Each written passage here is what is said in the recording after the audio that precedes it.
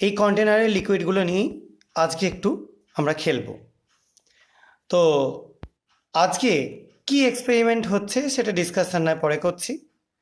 আগে আপাতত ফার্স্টেই কালারলেস সলিউশনটা আমি অ্যাড করে দিচ্ছি মাঝেরটায়। দেখো বাবলস তৈরি হলো দেখতে পাচ্ছ। এবার আমি এই যে দুটো স্যাম্পেল রয়েছে দুটোকে দুদিকে যোগ করব এবং দেখব কি কি পরিবর্তন ঘটে। সবাই দেখার জন্য তৈরি থাকো।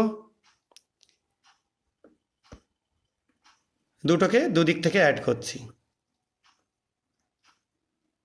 দেখো